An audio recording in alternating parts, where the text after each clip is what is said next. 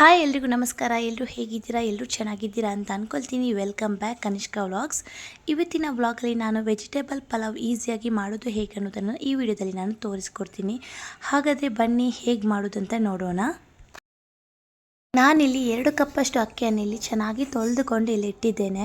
ಹಾಗೆ ನಾನಿಲ್ಲಿ ಹಸಿ ಬಟಾಣಿ ತಗೊಂಡಿದ್ದೇನೆ 1 ಕಪ್ಪಷ್ಟು. ನಂತರ ಇಲ್ಲಿ ನಾನು 1 ಕಪ್ಪಷ್ಟು ಕ್ಯಾರೆಟನ್ನು ಕೂಡ ಚೆನ್ನಾಗಿ ಕಟ್ ಮಾಡಿಟ್ಕೊಂಡಿದ್ದೇನೆ.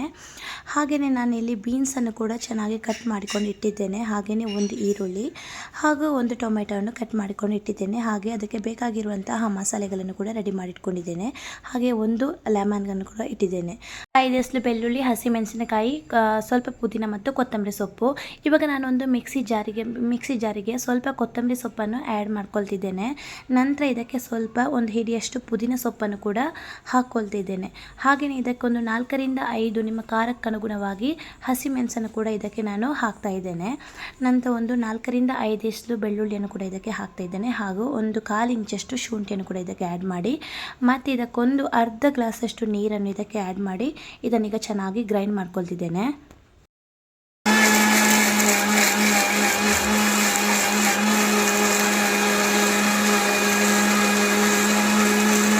ನೋಡಿ, ಮಸಾಲೆ ಅಂತೂ ತುಂಬ ಚೆನ್ನಾಗಿ ಗ್ರೈಂಡ್ ಆಗಿದೆ. ಇವಾಗ ನಾನೊಂದು ಗ್ಯಾಸ್ ಸ್ಟವ್ಗೆ ಈಗ ಒಂದು ಕುಕ್ಕರನ್ನು ಇಡ್ತಿದ್ದೇನೆ. ಇದು ಸ್ವಲ್ಪ ಬಿಸಿ ಆದ ತಕ್ಷಣ ಇದಕ್ಕೆ ನಾನು ಆಯಿಲ್ ಹಾಕ್ತಿದ್ದೇನೆ. ಆಯಿಲ್ ಅಂತೂ ತುಂಬ ಗಟ್ಟಿಯಾಗಿದೆ, ಯಾಕಂದರೆ ಚಳಿ ಅಲ್ವಾ, ಅದಕ್ಕೋಸ್ಕರ ತುಂಬ ಗಟ್ಟಿಯಾಗಿದೆ, ಬರ್ತಾ ಇಲ್ಲ. ನೀವು ಬೇಕಿದ್ರೆ ಆಯಿಲ್ಗೆ ಸ್ವಲ್ಪ ತುಪ್ಪವನ್ನು ಕೂಡ ಮಿಕ್ಸ್ ಮಾಡ್ಕೊಳ್ಬೋದು. ಬಟ್ ನಾನಿಲ್ಲಿ ಬರೀ ಆಯಿಲ್ ಮಾತ್ರ ಹಾಕ್ತಿದ್ದೇನೆ. ಅದಕ್ಕೆ ನಾನು ಆಗಲೇ ರೆಡಿ ಮಾಡಿಕೊಂಡಿರೋ ಮಸಾಲೆಗಳನ್ನು ಕೂಡ ಹಾಕಿ ಚೆನ್ನಾಗಿ ಅದನ್ನು ಫ್ರೈ ಮಾಡ್ಕೊಳ್ಬೇಕು. ಮತ್ತು ನಾನು ಇವಾಗಲೇ ಕಟ್ ಮಾಡಿಕೊಂಡಿರುವಂಥ ಈರುಳ್ಳಿಯನ್ನು ಕೂಡ ಇದಕ್ಕೆ ಆ್ಯಡ್ ಮಾಡ್ಕೊಳ್ತಿದ್ದೇನೆ. ಇವಾಗ ಇದನ್ನು ಚೆನ್ನಾಗಿ ನಾವು ಫ್ರೈ ಮಾಡ್ಕೊಳ್ಬೇಕು. ನಾನಿದು ಒಂದೊಂದನ್ನೇ ಚೆನ್ನಾಗಿ ಫ್ರೈ ಮಾಡ್ಕೊಳ್ತಿದ್ದೇನೆ, ಯಾಕಂದರೆ ಒಂದೊಂದನ್ನೇ ಚೆನ್ನಾಗಿ ನಾವು ಹುರ್ಕೊಂಡ್ರೆ ಟೇಸ್ಟ್ ಕೂಡ ತುಂಬ ಚೆನ್ನಾಗಿ ಬರ್ತಿದೆ. ಅದಕ್ಕೋಸ್ಕರ ನಾನು ಈರುಳ್ಳಿಯನ್ನು ಈಗ ಚೆನ್ನಾಗಿ ಫ್ರೈ ಮಾಡ್ತಿದ್ದೇನೆ. ನೋಡಿ, ಇವಾಗ ಸ್ವಲ್ಪ ಕಲರ್ ಚೇಂಜ್ ಆದಾಗ ಇದಕ್ಕೆ ನಾನು ಇವಾಗಲೇ ಕಟ್ ಮಾಡಿಕೊಂಡು ಇಟ್ಟಿರುವಂತಹ ಟೊಮೆಟೊನು ಕೂಡ ಆ್ಯಡ್ ಮಾಡ್ತಿದ್ದೇನೆ. ಇವಾಗ ಇದೆರಡನ್ನು ಕೂಡ ನಾವು ಇನ್ನೊಂದು ಸಲ ಚೆನ್ನಾಗಿ ಫ್ರೈ ಮಾಡ್ಕೊಳ್ಬೇಕು.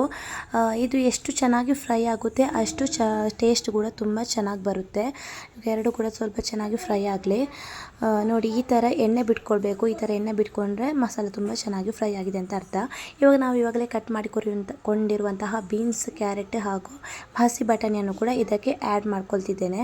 ಇದೆರಡು ಕೂಡ ಆ್ಯಡ್ ಮಾಡಿ ಇವಾಗ ಚೆನ್ನಾಗಿ ಇದನ್ನು ಇದರಲ್ಲಿ ಮಿಕ್ಸ್ ಮಾಡ್ಕೊಳ್ತಿದ್ದೇನೆ. ಇವಾಗ ನೋಡಿ, ಚೆನ್ನಾಗಿ ಮಿಕ್ಸ್ ಮಾಡ್ಕೊಂಡೆ ಆದಮೇಲೆ ಇವಾಗ ನಾನು ಆವಾಗಲೇ ರುಬ್ಬಿಟ್ಟುಕೊಂಡಿರುವಂತಹ ಮಸಾಲೆ ಇದೆಯಲ್ಲ, ಅದನ್ನು ಕೂಡ ಇದಕ್ಕೆ ನಾನು ಇವಾಗ ಆ್ಯಡ್ ಮಾಡ್ಕೊಳ್ತಿದ್ದೇನೆ. ಇವಾಗ ಇದನ್ನೆಲ್ಲವನ್ನು ಕೂಡ ಒಂದು ಸಲ ಚೆನ್ನಾಗಿ ಮಿಕ್ಸ್ ಮಾಡ್ಕೊಳ್ಬೇಕು. ಯಾಕಂದರೆ ಇದು ಮಸಾಲೆ ಒಟ್ಟಿಗೆ ಇದು ಸ್ವಲ್ಪ ಚೆನ್ನಾಗಿ ಬೇಯಬೇಕು. ಬೆಂದ್ರೇ ನಮಗೆ ಸ್ವಲ್ಪ ಟೇಸ್ಟ್ ಎಲ್ಲ ತುಂಬ ಚೆನ್ನಾಗಾಗುತ್ತೆ. ಇದು ಕುಕ್ಕರಲ್ಲಿ ಮತ್ತೆ ಚೆನ್ನಾಗಿ ಬೇಯಲ್ಲ, ಅದಕ್ಕೆ ಫಸ್ಟೇ ಸ್ವಲ್ಪ ಬೆಂದು ನಂತರ ನಾವು ಕುಕ್ಕರಲ್ಲಿ ಬೇಯಿಸ್ಕೊಳ್ಬೇಕು. ಇದಕ್ಕೆ ನಾನು ಮತ್ತೆ ಸ್ವಲ್ಪ ಎಷ್ಟು ಬೇಕೋ ಅಷ್ಟು ಸಾಲ್ಟನ್ನು ಕೂಡ ಇದಕ್ಕೆ ಆ್ಯಡ್ ಮಾಡ್ಕೊಳ್ತಿದ್ದೀನಿ. ಹಾಗೂ ಸ್ವಲ್ಪ ಟರ್ಮರಿಕ್ ಪೌಡ್ರನ್ನು ಕೂಡ ಆ್ಯಡ್ ಮಾಡಿ ಈಗ ಎಲ್ಲವನ್ನು ಕೂಡ ಒಂದು ಸಲ ಚೆನ್ನಾಗಿ ಇದನ್ನು ಮಿಕ್ಸ್ ಮಾಡ್ಕೊಳ್ತಾ ಇದ್ದೇನೆ. ಚೆನ್ನಾಗಿ ಮಿಕ್ಸ್ ಮಾಡಿ ಆದಮೇಲೆ ಇದು ಸ್ವಲ್ಪ ಕುಕ್ಕರಲ್ಲಿ ಸ್ವಲ್ಪ ಒಂದು 5 ಮಿನಿಟ್ ಇದು ಬೇಯಬೇಕು ಚೆನ್ನಾಗಿ. ನೋಡಿ, ಇವಾಗ ತುಂಬ ಚೆನ್ನಾಗಿ ಇವಾಗ ಬೆಂದಿದೆ.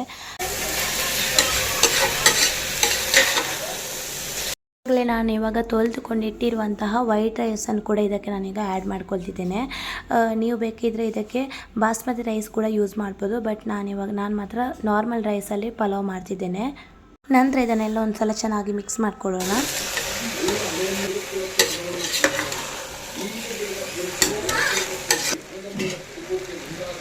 ಇವಾಗ ನಾನು ಈ ಗ್ಲಾಸಲ್ಲಿ 2 ಗ್ಲಾಸಷ್ಟು ಅಕ್ಕಿ ತಗೊಂಡಿದ್ದೀನಿ. ಇದಕ್ಕೀಗ 4 ಗ್ಲಾಸಷ್ಟು ನೀರನ್ನು ಕೂಡ ಆ್ಯಡ್ ಮಾಡ್ಕೊಳ್ತಿದ್ದೇನೆ. ಇವಾಗ ಆವಾಗಲೇ ನಾವು ಗ್ರೇವಿ ರುಬ್ಬಿದ್ವಲ್ಲ, ಅದೇ ಸ್ವಲ್ಪ ಇದರಲ್ಲಿ ಇದೆ. ಅದಕ್ಕೋಸ್ಕರ ಅದಕ್ಕೆ ನಾನು ಸ್ವಲ್ಪ ನೀರನ್ನೆಲ್ಲ ಆ್ಯಡ್ ಮಾಡಿಕೊಂಡು ಇವಾಗ ನಾನು ರೈಸ್ಗೆ ಇದನ್ನು ಆ್ಯಡ್ ಮಾಡ್ಕೊಳ್ತಿದ್ದೇನೆ. ಇವಾಗ ಚೆನ್ನಾಗಿ ಇದನ್ನೆಲ್ಲ ಒಂದು ಸಲ ಮಿಕ್ಸ್ ಮಾಡ್ಕೊಳ್ಬೇಕು. ಮಿಕ್ಸ್ ಮಾಡ್ಕೊಂಡಾದ್ಮೇಲೆ ನಾವು ಇದಕ್ಕೆ ಎಷ್ಟು ಬೇಕೋ ಅಷ್ಟು ಉಪ್ಪನ್ನು ಒಂದು ಸಲ ಹಾಕಬೇಕು. ನಮಗೆ ಎಷ್ಟು ರುಚಿಗೆ ಬೇಕೋ ಅಷ್ಟು ಉಪ್ಪನ್ನೆಲ್ಲ ಹಾಕಿ ಒಂದು ಸಲ ಇದನ್ನು ಚೆನ್ನಾಗಿ ಮಿಕ್ಸ್ ಮಾಡ್ಕೊಳ್ಬೇಕು.